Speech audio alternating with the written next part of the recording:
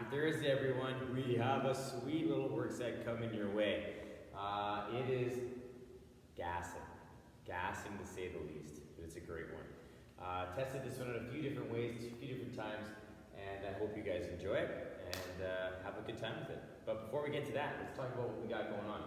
We got a plank lean for 2 to down dog with toe touch for 2, 3 to 5 times, into a forearm plank with arm reach, which we'll talk about.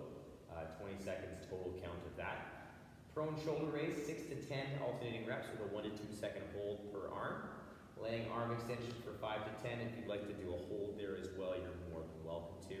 I like holding at the top there for a few seconds, just to feel my chest and open up the shoulders a bit. You'll hit that 2 to 3 rounds, just kind of priming up the upper body, making sure everything feels pretty good. And then we'll move down to the bottom phase here, which is a humeral glide to knee push-up. You'll do 2 push-ups.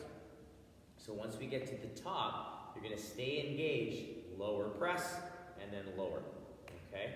And then you'll reset, do it again. Anywhere from 3 to 5 reps of that humeral glide to 2 knee push-ups. Single leg RDL for 3 a side.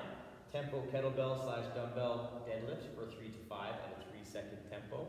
Into our kettlebell / dumbbell swing for 3 to 5 reps to get yourself squared away. Feel your hips, get things warmed up, ready to fire.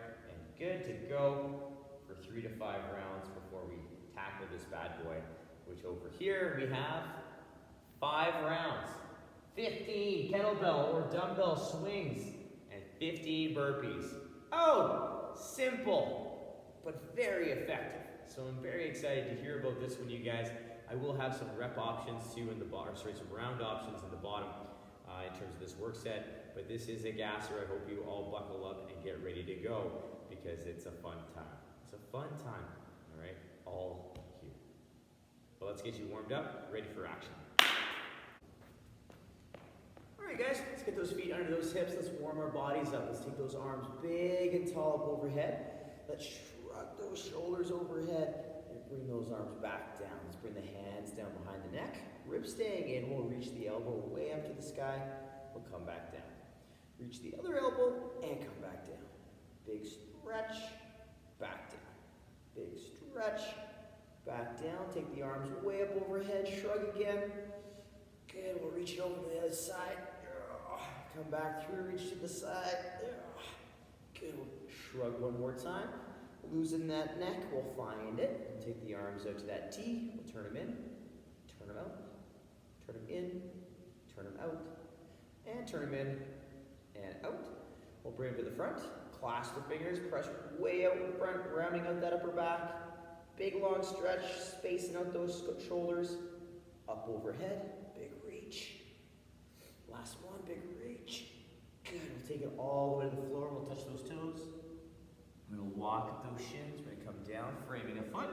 We'll step it back into our lizard. Taking that inside hand all the way up. We're gonna bend at the elbow, reach straight ahead, pull back, straight ahead, pull back, and reach straight ahead, and pull back. We're gonna reach up, and rotate, forearm to the floor, come back up, plant the hand, I'll take the outside hand up big and tall, and all the way back down. We'll step back into that down dog, reaching those hips, come back into that plank, step the other foot up, inside hand is gonna reach way up to the sky, bend at the elbow, reach straight, pull back, and straight, pull back, reach straight, pull back, big reach up, rotate forearm to the floor, come back up, big stretch, plant the hand, outside hand's gonna reach way up, back down to the floor, we'll step back into that down dog, reaching those hips, then press a single heel down, hold for a couple seconds, switch it over, hold for a couple seconds, come back to center, tiptoe those feet up, and roll yourself back up overhead. Big stretch, big reach at the side, big side bend. Oh, come back down. Let's get you fired up. All right, you guys. If you'd like to do some more gentle kind of warm up, take some time, thread the needles, scap push-ups, cat-cows, whatever you need. Take the time to do that. Pause the video. If you're ready to go, come along with me. I'm going to take you through this first part of the warm-up, which is going to be a lot of upper body. So be prepared. We're gonna get that body ready to go. All right, our first exercise in our first phase of warm-up is gonna be our plank lean for 2 to down dog toe touch. So the biggest thing today with this is gonna be making sure that we're setting our shoulders before we take away one of our points of balance. So let's get ourselves into our plank. So I'm gonna get myself profiled so you can see. I'm gonna pull the ribs and hips in, press the shoulders up a little bit. I'm gonna keep my shoulders over my hands. I'm gonna lean it to the other side, come back to center, setting those shoulders again, pulling the hips back and up. My knees and ankles are gonna soften to give me that good angle at the hip. Then I'm setting those shoulders, touching a toe, set, touch a toe, set, and then come back in for that next rep.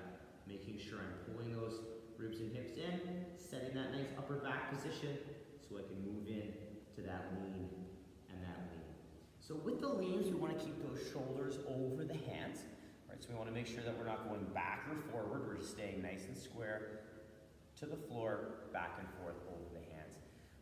Very, very important that we set those shoulders before we move into that down dog, and especially important before we take away one of our points of balance.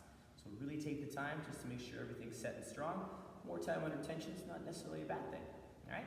So our next phase after that we're going to move into is a forearm plank. So we're going to come down to the floor in our forearm plank. Nice solid position, elbow stacked under the shoulder. I'm going to press my arms into the floor to get those shoulders jacked up and ready. Tucking through that pelvis a bit to get that good plank. And then my hold, or my movement now, is going to be an arm reach. So I'm going to take my body and shift it a little bit to the left, reaching forward with the right, come back through, and shift a bit, staying square, reach the arm with the left, and come back through. Now, if that's like, woo, all right, forearm plank, super tough, all right? It's very challenging to shift that weight a little bit to take that arm out. So I want you to make sure that you have some different options. So option number 1 is taking it down to the knees. So we're set in our forearm plank. I get my elbow under my shoulder. I get set and tight. Drop my knees down so I feel balanced. Shift a bit, reach. Come back down. Shift a bit, reach. Come back down. And then I can work that little reach with the arm with a little bit more stability with the knees down. Doesn't put as much pressure on the shoulders. Now if you're looking at that going, whoa, whoa, whoa, dude. Everything we've done with a 3-point forearm plank has been with the feet lifting up. It's a little different when we start taking away one of that big pillars of kind of balance. So move slowly with this. And if you're not super comfortable with it, just work on that forearm plank and work on holding that good and strong, building that strength from either the knees or the toes. So use that 20 seconds to further your forearm plank and build that midline a little bit stronger with this work set. After that, we're gonna lay it right on the floor. We're gonna work that prone shoulder raise. So we're gonna get set up on the floor. Toes are together and I'm gonna press them into the ground a bit. Pulling the ribs and hips in, I'm gonna press the armpits down and the palms down into the floor. From here, I'm gonna maintain this tension and I'm gonna try and maintain it as I lift my right arm, holding for 1 to 2 seconds. Lower down. Left arm, holding for 1 to 2 seconds and come back down. Very challenging. So if you find that after like 2 or 4 lifts, you gotta like, ooh, I gotta reset, I gotta take a moment. That's okay. Take a moment, relax the body, then regain that tension from the toes all the way up to the fingertips to make sure that each rep is as strong and as stable as we can make it. Once we're done that prone shoulder raise though, I'm gonna bring my hands all the way around to the back. My shoulders are gonna be pulled back and set. Ribs are pulled in, and I'm gonna press those palms to the sky. And come back down, keeping the shoulders back, ribs in, press the palms up, and come back down. I like to work that with either a tempo or a little pause at the top for a couple seconds to show control. You can actually do that loaded if you like, but please keep the weight very, very, very, very, very, very light. All right, we wanna make sure that we're not overloading that too much because, again, it's not the strongest position to be going with a heavy load. So super lightweight or tempo it out, more time under tension, or pause at the top. Great ways to make that a little bit harder and to kind of feel and open up that chest and pec a little bit as we work on those shoulders, getting them ready for what's to come. So quick little recap for you guys for that first phase. We have plank lean for 2, to down dog toe touch for 2, 3 to 5 times. Forearm plank with arm reach or forearm plank. 20 seconds of just steady planking or arm reaching back and forth. Prone shoulder raise, 6 to 10 reps, alternating 1 to 2 second holds on each side, depending. Again, if you need to break that up, take a moment, reset the body position, solid, make that strong, all right? Laying arm extension after that, 5 to 10, and then you're gonna take that down 2 to 3 rounds. It's gonna give you a good upper body, shoulder work set, just a nice kind of wake up for the upper body and the core. So pause the video, take that down, get yourself fired up. We're gonna move into a little bit more skill work to move us into the work set. So our skill set is gonna start off with a humeral glide to knee push-up, but this time we're gonna do 2 push-ups instead of just 1. So I'm gonna lay on my stomach. I'm gonna get myself set up. My hands are gonna be just outside the shoulders, and my hands are gonna be by my chest. My elbows are stacked over top of my wrist, and that's not gonna change even when I pull my shoulders forward and back. My elbows are gonna stay relatively similar.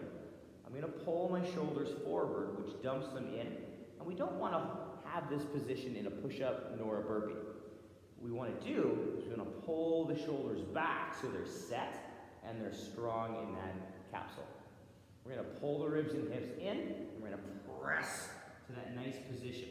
So my ribs are in, my shoulders are set, and my body's nice and tight. Now I'm gonna do 1 more push-up, maintaining this position. So I lower down, elbow stays stacked over the wrist, and my head finishes in that slightly forward position. Then I'll come down, reset the position, and do it again. So I pull forward, pull back, set the ribs and hips, press, I get set, press, set, and maintain tension on the way down again. So we're taking the time to really focus on those positions, really set the shoulder back and keep those ribs, because we want to embody that in our burpees later on in the work set. So really take the time to feel those kind of positions in your humeral glide to knee push so that we can embody them later on. Now if you're looking at that going, 1 push-up was enough, 2, holy cow, I can barely get off the first one.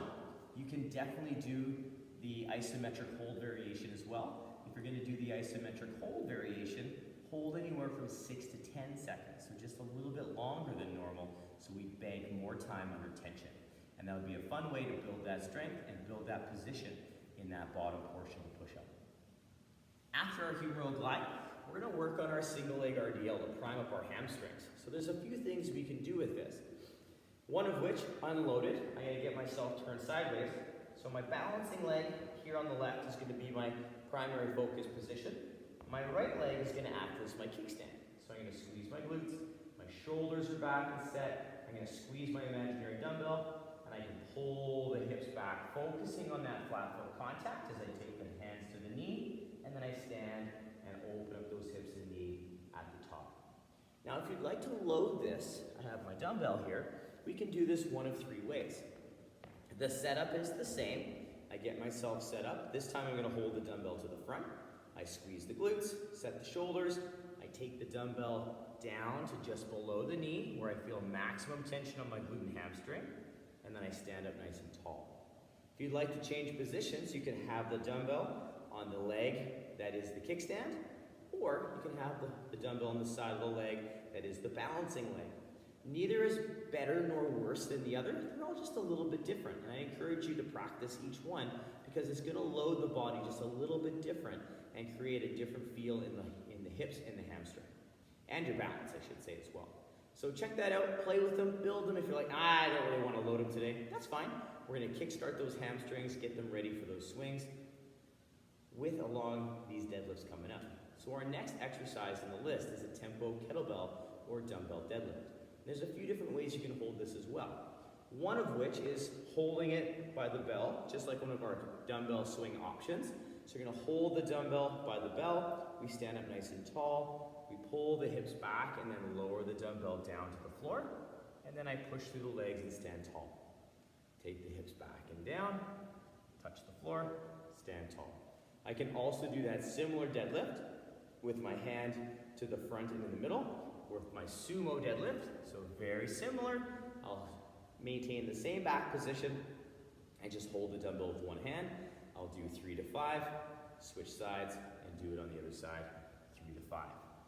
Now, another variation where I'm going to turn profile so you guys can see my back position a little bit better is my conventional deadlift. So my feet come in a little closer, I hold the dumbbell to one side, I really focus on staying square in my torso, I pull the hips back, the dumbbell comes to my knee, and then I lower it down to wherever I can manage to maintain my back position. Don't worry about touching the floor, all right? Just worry about the back position. And you'll notice that regardless of where you hold the dumbbell, the back position and hinge is the same, right? So no matter what way you're holding the dumbbell, that hinging mechanism is identical throughout all those holds. So practice that hinge because we're going to use it next in that kettlebell or dumbbell swing. With the kettlebell or dumbbell swing, there's a bunch of different ways to hold the dumbbell. The kettlebell is pretty standard. You're going to hold the handle and swing away. But with the dumbbell, we can choose to hold it like so, hands on the belt. You can choose to hold it like so, both hands on the handle, kind of like a golf club. Or you can choose to do a single, which you're going to hold with one hand and then switch to the other side. You'll do half and half. Again, you're going to look at my back position. I'm going to do a couple of each. And my back position is the exact same hinge position as my deadlift. The only difference is I'm not going down. I'm going to keep my hands above my knees. So I'm going to start with the single arm. My feet are in my squat stance. I get square and set. I take the dumbbell back into that good hinge. Hand stays above my knees. And my legs do the work. I find a hinge and then I open, hinge, open. And it's that nice drive with the legs and the hips, vertical, that allows that arm and dumbbell to move. Now the other variation, both hands on the dumbbell, on the handle, I take it back, and I get going, drive with the legs, my body position, the mechanism is the exact same in terms of getting that dumbbell up. Last option is holding by the belt.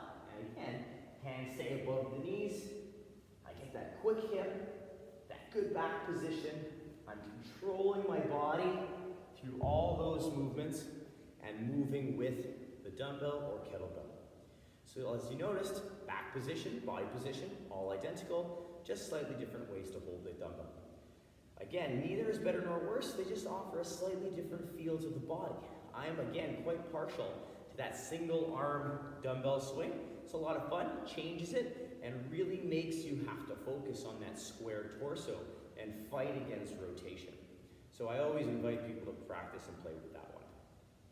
Quick recap for the bottom piece we have here. Humeral glide to knee push-up for 2 push-ups, 3 to 5 reps of that little complex. Single leg RDL, 3 a side, loaded or unloaded. Tempo kettlebell or dumbbell deadlift, 3 to 5 reps per side or 3 to 5 holding the bell. Add a 3-second tempo down to the floor and then follow it up, bringing it all together, nice explosive kettlebell/dumbbell swing for 3 to 5. Practice all those different options, you guys. Have fun with them. Just explore. Even if you know you're going to use, say, the handle variation in the workout, there's nothing wrong with practicing the other ones in the warm-up just to see how they feel and build that skill. Rock that bottom piece 3 to 5 rounds. Come join me. We're going to get you fired up for the work set and get you ready to go. The workout today consists of 5 rounds, dumbbell/kettlebell swing for 15 reps, and 15 burpees. We've already covered the kettlebell/dumbbell swing pretty heavily in our previous kind of portion of the video in our warm-up. So if you need any points of performance reviewed, scroll back, hit that up, watch those, and come join me again for the burpee. The burpee, we have a couple different variations. We have our burpee and we have our squat thrust. The burpee, I'm going to stand profile so you can see. I'm going to bring my hands to the floor. I'm going to jump my feet back, bringing my chest to the floor, and then I pop my feet in, give myself a little clap. Yay, burpee. Or I can do a step back variation. I bring my hands, I step lower, step up, and finish with a little hop. Or any variation of those two. So I can choose to step back, jump in, jump back, step up, whatever you want to do, whatever is going to give you the best position possible. Now our goal in our burpee is to embody our humeral glide to knee push-up drill. We want to make sure our core stays nice and engaged throughout the whole process, because that's going to help protect our shoulder as we do that press. The other thing we want to make sure is, as we come down, we're stacking that elbow over top of the wrist, and we're keeping that shoulder back. So regardless of what style of burpee, we always want to make sure we're embodying those key principles of the humeral glide body push-up drill, and that's key. The other variation that we have going on is the squat thrust. And the squat thrust is a fun little movement that really turns those repetitions over pretty quickly, so you're going to get that nice high heart rate pretty quickly. Now the squat thrust, we come back with the hands down to the floor, we jump into our plank, we jump our feet up, and we come back up. Or we can bring our hands down, we step back, step in, and jump. Or any combination of that. So you can jump back, step in, you can step back, jump in, or I think I said that already. You get the point. Any combination of those key movements there. But the key point of that one too is when we jump into that or step into that plank, my wrist stays under my shoulder and I'm staying super tight through my core. So through the entire movement, my hands are always under my shoulder, so there's no rocking back and then in. So we want to make sure that our shoulders are nice and strong, nice and anchored and foundationed into the floor as we jump our feet back. That's going to give us a good solid base to come back into. Quick recap on this work set, you guys. It's fast, it's furious, it's tough work set. It's going to jack the heart rate up high and quick. So make sure if you need to do a little pacing involved, perhaps taking a breath or two before you start those kettlebell swings again, or taking those burpees just a little bit slower so you can approach those kettlebells a little bit more recovered, because that heart rate gets up there quick. But always, always, always think about quality of movement, especially around that kettlebell swing. Make sure we're approaching it the right way, and if we need to, we can take a break and get back on that kettlebell. Quick recap on the workout. We got 5 rounds, 15 swings, 15 burpees or squat thrust. Repeat, repeat, repeat. Simple, but very, very effective. I'm looking forward to hearing about this one, you guys. This is a tough little work set. Myself, Maggie have tested this a few times. Me and Raquel have taken this one down as well in the past, and it's a great little work set. So I'm hoping you guys enjoyed as much as we do. Let me know, and have a great day. Bye, you guys. Have fun.